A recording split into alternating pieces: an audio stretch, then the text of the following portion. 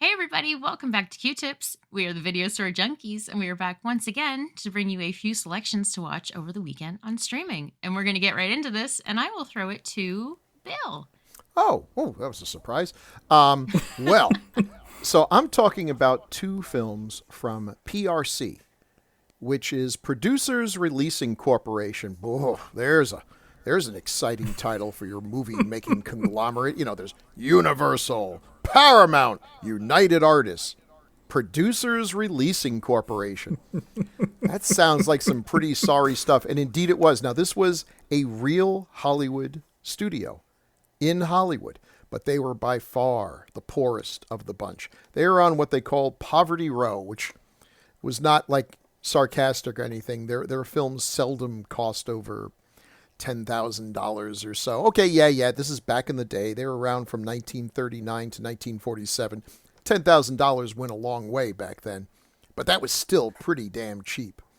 They just made garbage, shoestring budget, lots of westerns and detective stuff, a lot of talk, not a whole lot of action, but every now and then you'd find a nugget in there. And my first one is from 1940. Okay, lots going on in the world. People needed to take their minds off of things, so they gave us The Devil Bat.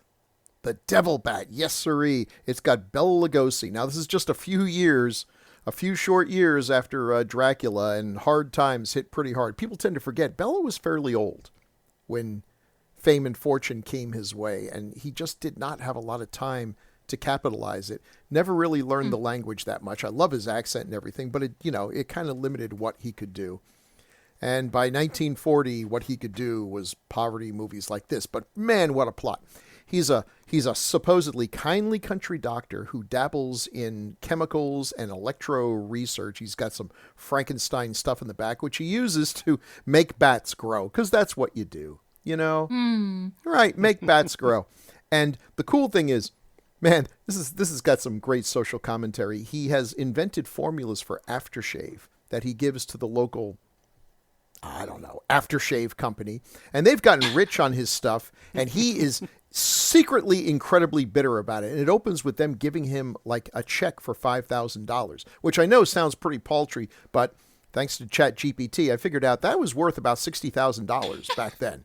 So he's doing all right. But does it make him happy? Oh no, we hear his inner monologue. It's like, they got rich on your invention. That's your money that they're giving you. Oh boy, he's really bitter.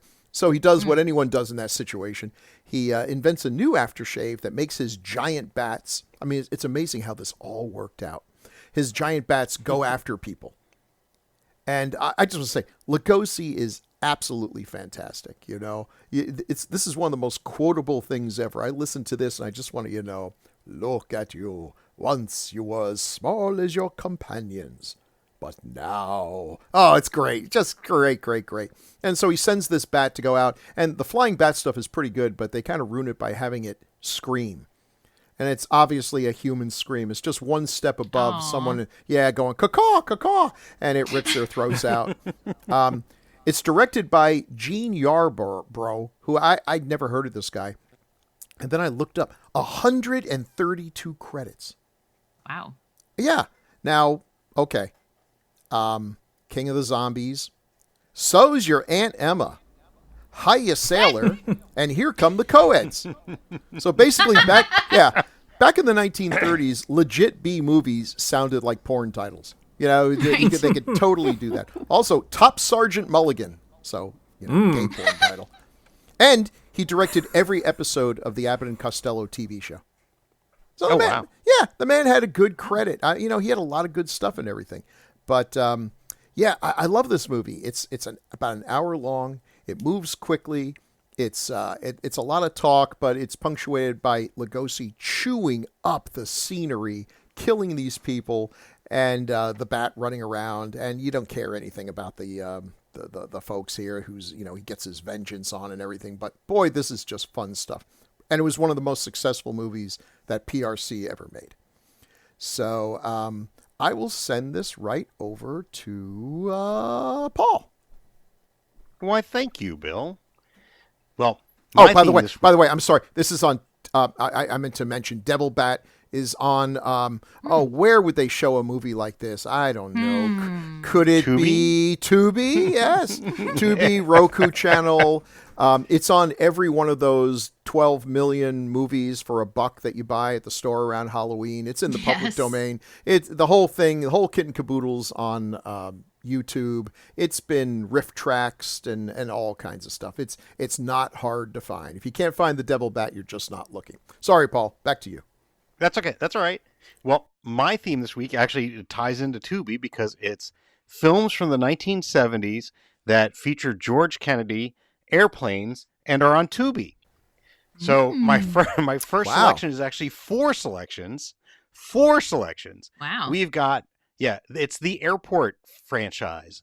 So starting in 1970, we have Airport, which is about it's actually, this one's interesting because it's really not just about the disaster that happens. This is about the airport manager played by Burt Lancaster, or as my stepfather called him, Burt Sandblaster. And he had to deal with. That's all I can think of when I think of Burt Lancaster. Anyway, so he has to deal with a snowstorm, and he deal with the fact that there is a mad bomber on one of the planes, and the plane is piloted by Dean Martin of all people. And you've got George Kennedy, of course, Gene Sebring, Jacqueline Bisset, Helen Hayes, Maureen Stapleton, Van Heflin, Barry Nelson, Gary Collins. These movies were like just loaded with people. And that was followed 4 years later. So 1974 comes out Airport 75. Shouldn't that come out in 75? I don't know. But anyway, Airport 75. Instead, in this one, you have a small plane. The pilot of a small plane has a heart attack and crashes into the cockpit of a jumbo jet. And the head stewardess, played by Karen Black, has to try to land the plane or keep it from crashing, since pilots are either killed or sucked out through the opening in the plane. So you've got Charlton Heston, you've got George Kennedy, you've got Ephraim Zimbalist Jr., Helen Reddy, Linda Blair, Dana Andrews, Sid Caesar, Myrna Loy, Larry Storch, Jerry Stiller, Norman Fell. Tons of people in these. And then that was followed 2 years later by Airport 77, which is the only one that I've actually seen in the theater. In this one, you have this plane that has this rich guy's art collection on it, as well as a whole bunch of rich people, and it gets hijacked and then crashes, and it crashes underwater. So they have to find it and rescue these people underwater in the plane. Oh. And you've got, it's bizarre. It's got Jack Lemmon, Lee Grant, Olivia de Havilland, Joseph Cotton, Brenda Vaccaro, Darren McGavin, Christopher Lee. And of course, that's right. Yeah. I mean, it's just Kathleen Quinlan. And then that was followed 2 years later by the only one that I haven't seen. So I can't necessarily recommend this one, but for completeness sake, and it's still in the 70s and it's still on Tubi as well, you have Concorde, the Airport 79, where I believe they're shooting a missile at it or something. Oh, and you've got, Susan Blakely, George Kennedy, Robert Wagner, Sylvia Cristal, Eddie Albert, Charo!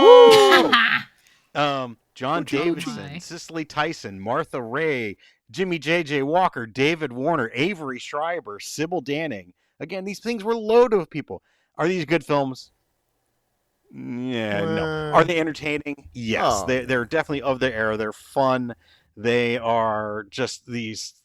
It's sort of like Love Boat if the people were like threatened to dying, possibly die on it, which would probably make that better anyway. Awesome. Super fun stuff. All on Tubi. Highly recommended. Airport 75, Airport 77, and for completeness sake, and because it has Charo in it, Chicago, the Concorde, Airport 79.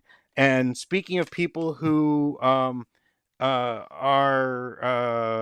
don't know, who have heard the name George Kennedy, I will pass this to Zach. Oh, wow. I thought you were going to say people who are in an airport, because I'm actually in an airport right now. Really? Yeah. No. I thought you were going to make like a Charo reference. Oh. Yeah, you know true. me. Always making those Charo references. Okay, well, I kind of have... it actually is kind of, it kind of blows my mind. Like, I realized that movie came out like over 50 years ago now, but like that was like Airport. Specifically was like the top or second top grossing film of 1970. Yeah. Oh, it's just hell like yeah. it kind of blows. It's like, I don't know. Can you imagine them putting out a movie today and it's just like it's about an airport and people are like flocking to the theater to see it? I don't know. Anyways, okay, so because people get very excited about airports and being in airports and that sort of thing, obviously. Okay, I do have. Speaking of airports, hey, I have a segue. Speaking of airports, my first film was filmed in a city that has, I believe, one of the biggest airports in North America. And the theme of this week is it's the end of the world, or is it? Because my first movie, if you if you watch it with one of the titles, the title that I watched it with, you would think it is about the end of the world. But I'm gonna spoil it right now. It doesn't quite live up to this title. This is a Italian horror film, and as Bill always loves to point out, these movies have like 50 titles. So I'm gonna read off I'm gonna read off all the titles here, and then I will tell you the actual title you can find it under. But this was known variously as Cannibal Massacre, Cannibals in the City, Invasion of the Flesh Hunters, I know Savage this one. Apocalypse, yeah. Savage Slaughterers, The Slaughterers, and my favorite is the title on IMDb is Cannibals in the Streets, because then that sets it up for me wondering what they are in the sheets. But the title that the title that you can probably find under the title I watched it under was Cannibal Apocalypse. So this movie is about it's a 1980, like I said, it's an Italian horror film, and it's about a group of soldiers who were in Vietnam, and somehow they contracted some sort of virus that turns them into cannibals. It doesn't really explain anything, so I'm not even going to try to nitpick the plot at all.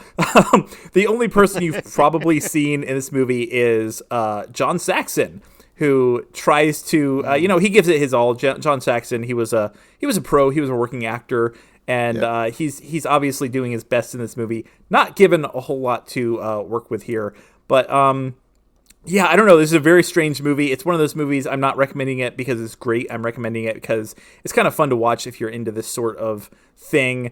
There's just some of the weird, there's a scene where I guess he for some reason he's been back from Vietnam for a long time, and for some reason he's just starting to feel these cannibalistic urges. So at one point, the girl, the neighborhood, the neighbor's daughter comes over for some reason, and I think she's trying to seduce him, but instead he bites her, he's trying to take a bite out of her. But then his wife doesn't know any of this. The wife comes home, and he starts to tell her, he's like, the daughter next door came over, and she immediately just assumes that he slept with her, which makes me wonder what the hell is going on in this relationship. Anyways, so this movie, kind of an interesting aside. This movie, I noticed about halfway through that there was a 404 number on some of the road signs, and I was like, 404, I know that area code. That's none other than downtown Atlanta, Georgia. I looked it up. Indeed, this film was shot in Atlanta, Georgia. I have no idea why, because it's an Italian movie. And not only that, but I looked up some of the filming locations, and it turns out I have actually been at one of the locations that this movie was shot. It looked completely different when I was there, but I thought that was kind of cool. I would say that I got to stand where John Saxon stood, but he wasn't actually in that scene. But I can say that I stood where Giovanni Lombardo Radici stood, who's also the star of Cannibal Ferox. Or is it Cannibal Ferox? Is that how you pronounce that movie? I don't know. Ferox? Yeah. Ferox, but Ferox. Okay, Ferox. Whatever. But but anyway, so yeah. So kind of an interesting personal aside. But anyways, what I was alluding to at the beginning there, there's not really much of an apocalypse in this movie, so I was kind of let down because the cannibals basically kill a couple people and then they themselves get killed. Although, there's a cliffhanger. I'm not going to spoil it because, you'll never in a million years see it coming unless you have two brain cells to rub together, and then you absolutely will. But so where can you find this masterpiece of Italian / Georgian cinema? Well, of course, you can find it on Tubi. You can also find it on Night Flight, Shout TV, Plex, and Freevee. And speaking of people that go by many titles, I will pass this over to Renee for her first pick this week. Well, thank you very much. That's very true. Like head of HR, you're all fired. Yes. Oh, great. Yes. See you next week. It'll just be me. Good night, everyone. Anyhow, so my first recommendation for you is a relatively new release. It just came out in September, and it is available on Amazon, and it is totally killer. Yay! That's the title of the movie. Yeah, and it is totally killer. So this movie stars Kiernan Shipka, Julie Bowen, Randall Park, and Lachlan Monroe, who is not a Busey, just so you are aware. However, he was in Freddy vs. Jason. And this movie also has Jonathan Potts. And you remember what Jonathan Potts was in? Jason X. Ah. Yay! Yeah, he was the professor with the nipples. Anyway, so the infamous Sweet 16 killer has returned about 35 years after his first crime spree when he killed a couple of teenage girls on their 16th birthday, or 16th birthdays, rather. There's a girl, 17-year-old Jamie, who's played by Kiernan Shipka. Her mother was in this friend group with these other two girls that were murdered. And this killer has come back to like finish the job and basically take out her mom. And she takes off. She's being chased. The daughter at this point is being chased by the killer. And she runs into a time machine and she accidentally travels back in time to 1987. And much like Back to the Future, she has to team up with some people who help her stop the killings. Anyway, this movie it's funny. It's got a lot of really smart humor in it. It's kind of a good old teen slasher, but it's not super gory. It's not super bloody. It's more of a, they say there's horror comedies. I would say this is more of a comedy horror. But yeah, I liked it a lot. I thought it was very fun. And it is totally killer. And it's available on Amazon.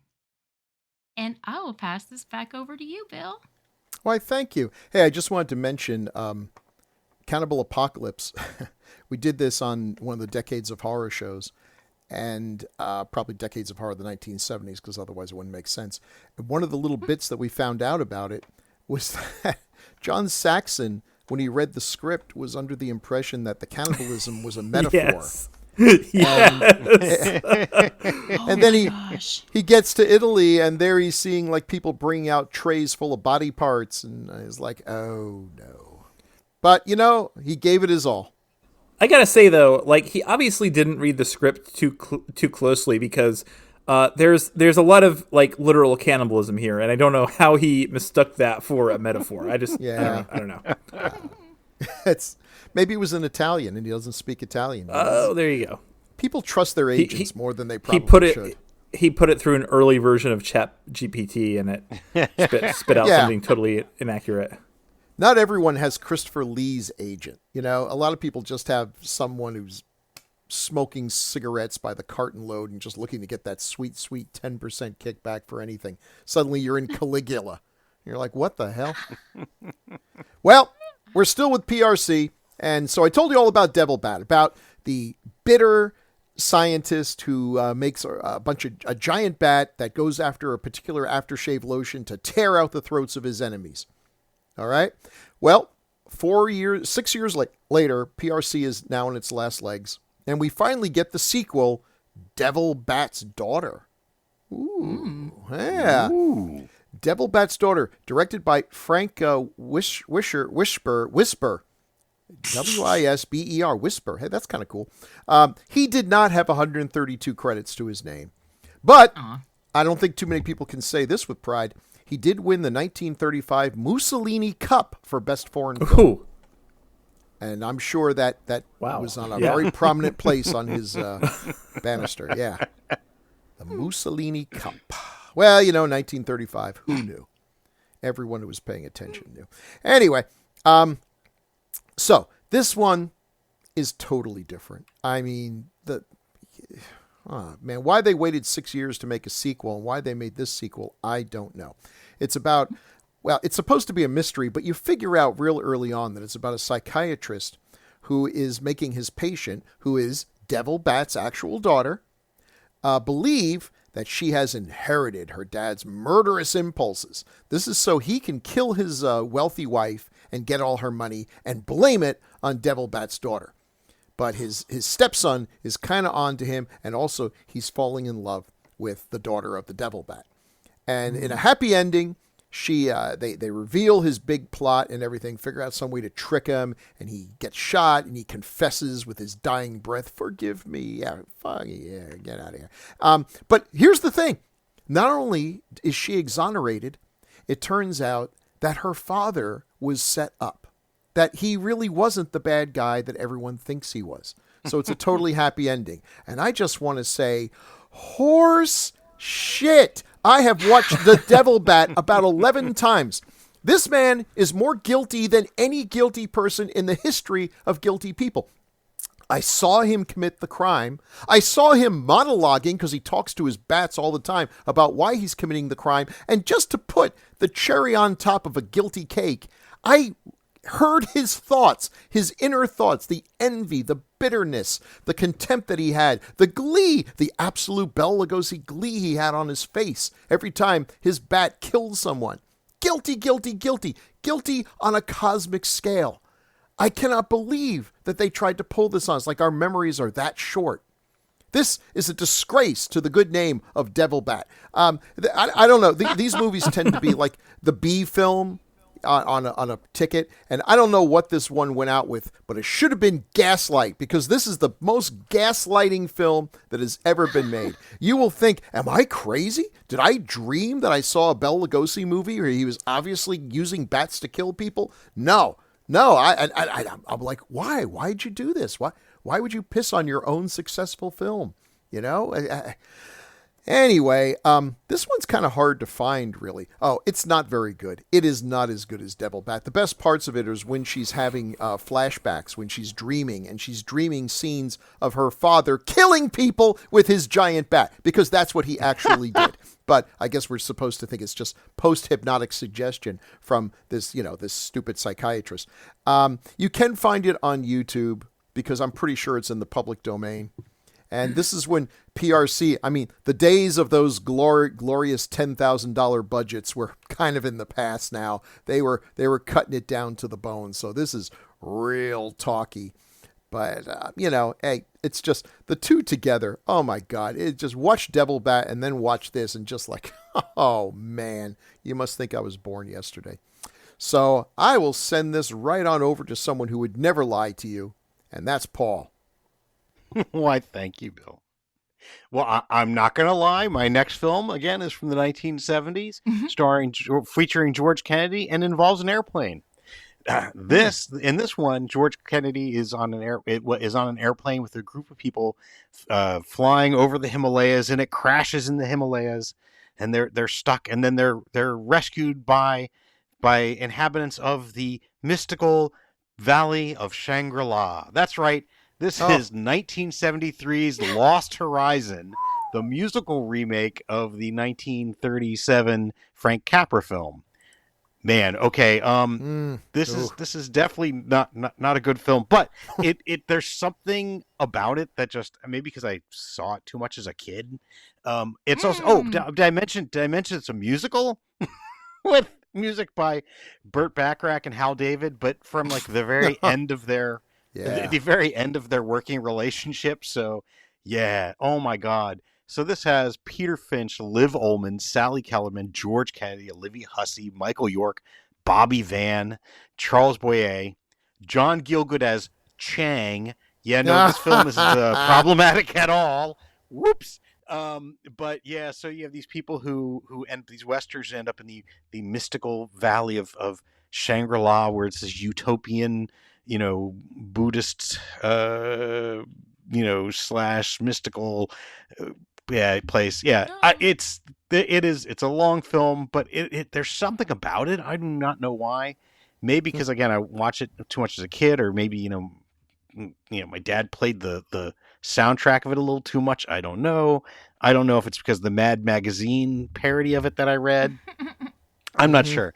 It's definitely interesting. I'm telling Hey, you, it's Paul, from a certain Paul. era. But what? Tell me, What? tell me, the Mad Magazine, was it called Least Horizon? I can't remember. I think so. I wouldn't be surprised. That sounds about right. Yeah. That sounds about right. Yeah, it's. But anyway, okay. Let's just put it this way: George Kennedy and Sally Kellerman have a duet of a Burt Bacharach Hal David Ooh, song. ooh. Do you need any more? Do you need any more? No, you don't need any more.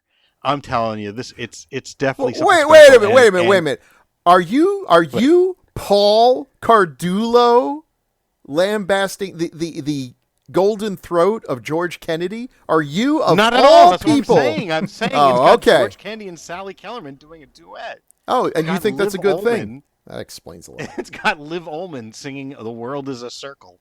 Yeah, it is. It Oh. is just. It is special. I don't know. There's something about this film that just, yeah, it's special. And Well- speaking about somebody special, I'll pass this to Zach.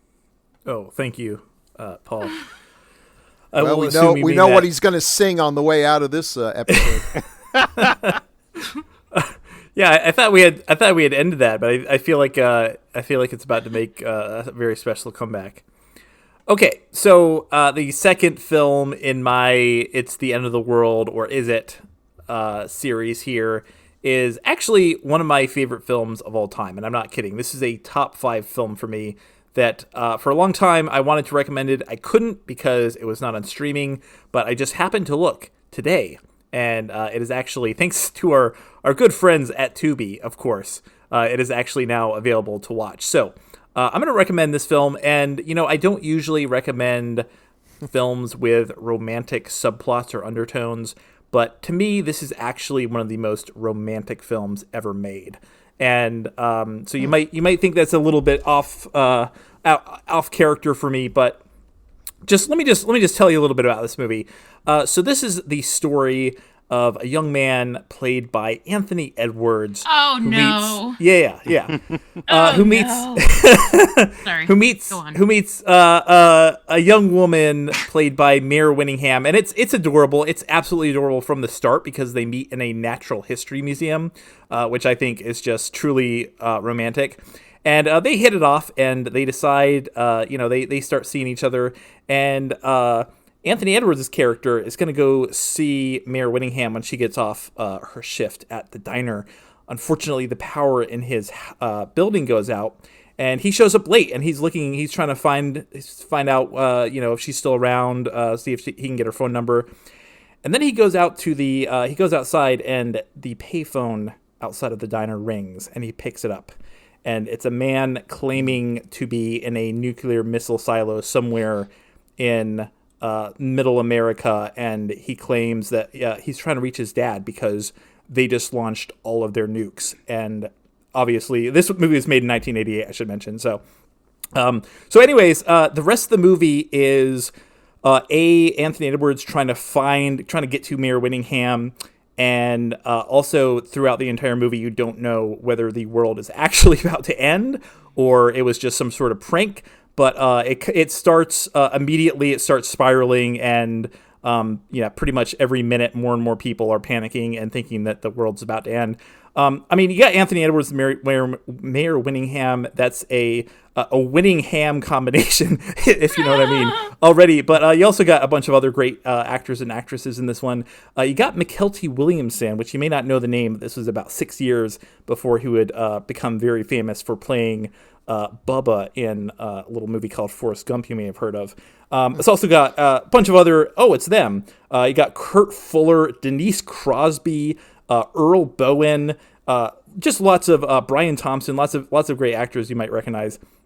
Oh, hey, I should probably mention the name of the movie. The name of the movie is Miracle Mile. Again, this is one of my favorite films ever. I almost never hear anyone talk about this movie, which is a damn shame because I think it is actually just a phenomenal film.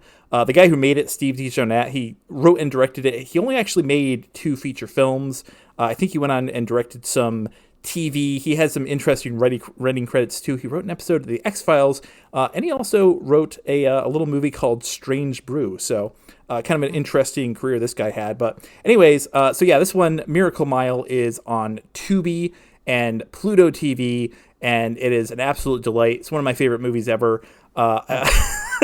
Speaking of romance, true story, I once showed this to a girlfriend of mine, and she told me about 20 minutes in, she's like, can we stop watching this? This is really boring. And I knew I knew then that it was not meant to be, and it was indeed not meant to be. So anyways, Good call. Speaking Good call, of, man. yeah, Got know when to cut bait. Speaking of one of the few people in the world who have heard of Miracle Mile, I will pass it over to Renee. Oh man, yeah, that movie, man. Oh yeah. Oh, sorry, I totally forgot to mention also a banger soundtrack by none other than Tangerine Dream. So good stuff. Yeah. You know, it's funny that, Paul, you recommended a foursome because I sort of have that as well. I didn't do that right at all. I'm gonna excuse myself from this podcast because I don't know what's going on, but I need Jesus. Of more things I'll be editing out. Oh no, please don't. No, Please don't. Oh God. So my recommendation is Hell House LLC, Carmichael Manor. Oh yeah. Yay! Yay. So in this is the 4th Hell House movie. And not just Hell House, it's Hell House LLC, because we are a limited liability corporation. We are not trying to get sued. So this is Hell House LLC, Carmichael Manor. It is the 4th in the series, and it tells kind of the origin stories. And it stars a trio of people. There is Margot, and she considers herself a bit of a cold case investigator.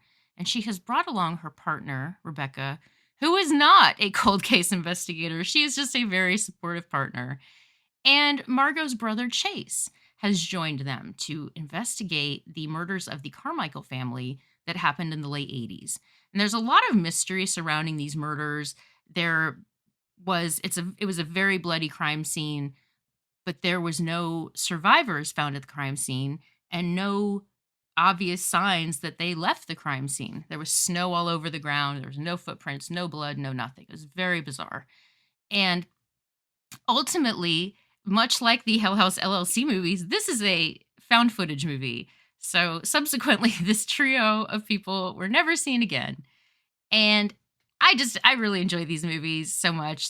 They're good, they're creepy, they've got a lot of good jump scares, there's creepy clowns, and it falls in line with the Hell House movies. It does give you, every time there's another movie, they give you a little bit more of the lore, and they kind of open doors for more things. And I felt like it really helped augment that story. And it is available on Shudder. I know not everybody has Shudder. And if you don't, you can watch the original Hell House LLC on Amazon, Shudder, and Tubi. You can also watch the second and third movies on Shudder or Tubi. And also all 4 of them are available on AMC Plus. And so the original Hell House is basically a documentary about a incident that happened at the Abaddon Hotel about 5 years prior, where about 15 people died during a haunted house tour. So that is just a brief little summary of the original Hell House LLC. So yeah, I really enjoyed this series a lot, and I would recommend the 4th movie. If you have not seen any of them, I would at least watch the first movie to get some groundwork of the characters that you're working with. It'll give you a little bit more to work with on the 4th one. If you can watch all 4 of them, I would highly recommend it. So yeah, that is my recommendation. It is Hell House LLC, Carmichael Manor, and you can watch that on Shudder or AMC Plus. And I think that's it. Is that it? I think Yeah. so. I believe so. Yeah. I get screwed up sometimes because now that I forgot people like twice, now I'm paranoid. I'll keep forgetting somebody. No. There's nothing left but Paul singing from Lost That's Horizon. true. So is there a song you would like to sing us from Airport the Musical? Oh my God. I mean, if you guys insist, I wasn't planning on it, but We insist. I could do my best. Those are the parts that I take Bill's comment of being like, oh boy, and then I amplify it so it's really loud. Apparently, Liv Ullmann did not do her own singing in this. I'm What? shocked. But George Kennedy did. George Oh, Kennedy boy. and Sally Kellerman did. Yeah. And Bobby Van did his own too. So we'll do Bobby Van's, which is "Question Me and Answer." This is when they're trying to teach the Question me. yeah. Question me and answer, bright and clear. I will answer with a question, clear and bright. Even though your answers may be wrong, my question will be right. For the weekend of November 10th, Bill recommended Devil Bat, available on Prime Video, Fubo, Tubi, and Canopy, and Devil Bat's Daughter, available on YouTube. Paul recommended the Airport series, Airport 1975, Airport 1977, and the Concorde, Airport 79, all available on Tubi. And Lost Horizon, also available on Tubi. I recommended Totally Killer, available on Prime Video, and Hell House LLC, Carmichael Manor, available on Shudder, and the Hell House LLC series, also available on Shudder or AMC Plus or Tubi. Zachary recommended Cannibal Apocalypse, available on Tubi, Night Flight, Shout TV, and Plex, and Miracle Mile, available on Tubi and Pluto. Yeah, it was not Burt Bacharach and Hal Davis' No. best work. Last day We'll of put it that school, way. I'm going to walk into class, sing that, and I'm going to moonwalk out of there and just keep right on. I thought for sure you were going to do The World is a Circle. Well, yeah, but I couldn't remember how the rest of that goes. What? The world is a circle without a beginning, and nobody knows where it ends. really ends. But then I don't remember anything else about it, though. Well, no, but yeah, because that's the part that was in the ads, and yeah, you're Yeah. right. These guys, I mean, Bacharach and David did a lot of great songs. Even their ads were catchy and everything. And what the hell? I goes, and just because you think you're small, that doesn't mean you're small at all. And just the way a tiny branch is like a tree to a twig, to someone else, you are big. Damn, that's some bad stuff there. Woo. Can I sing this song the way that I would sing it without knowing the tune? Sure. Most Okay. definitely, please. You can only improve it. Yeah. The world is a circle without a beginning. And just because you think you're small, that doesn't mean you're small at all. Oh, That's all God. I got. Wow. Sorry. That's going at the Well, end. you're no Liv Ullmann, that's for sure. Yeah, really. Oh my god. Oh my god. Oh. That was beautiful. Man.